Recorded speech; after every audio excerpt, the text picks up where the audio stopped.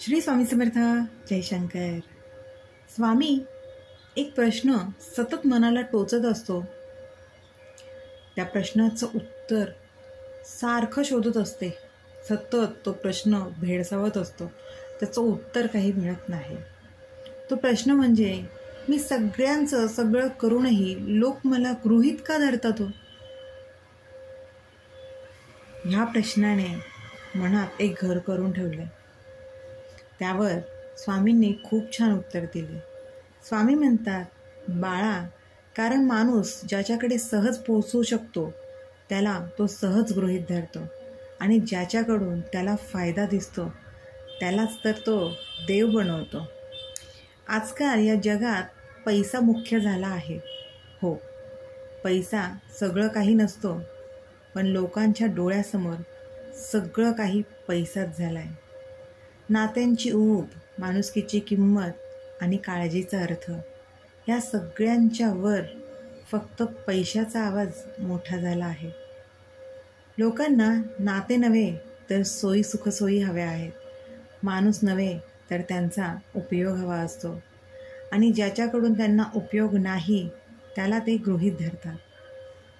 पण लक्षात ठेव, जीवनात तू किती दिलंस याची किंमत बहुतेकांना कधीच कळणार नाही. अगं, तुझंच काय, माझ्याकडेही देव मला गृहीत धरूनच चालतात. त्यांच्या अपेक्षा जर मी पूर्ण केल्या नाही तर ते माझ्याकडेही तोंड फिरवतात, पाठ फिरवतात. कारण मीही त्यांची गरज, त्यांचा फायदा पूर्ण केलेला नसतो.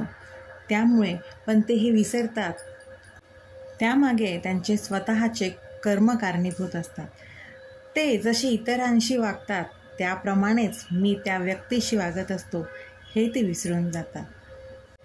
म्हणून एक गोष्ट लक्षात ठेव बाळा, जीवनात तू कुणाला कितीही दिलंस याची किंमत बहुतेक लोकांना कधीच कळणार नाही. पण ते एक गोष्ट विसरतात की ज्याने दिले त्यांच्या मागे मी स्वतः उभा असतो. म्हणून तू चिंता करू नकोस. मी नेहमी तुझ्या पाठीशी उभा आहे. खंबीरपणे तुझ्या प्रत्येक वाटचालीत तुझ्या सोबत आहे. तू तुझं कर्म प्रामाणिक करते, त्यामुळे मी तुझी कधीही साथ सोडणार नाही.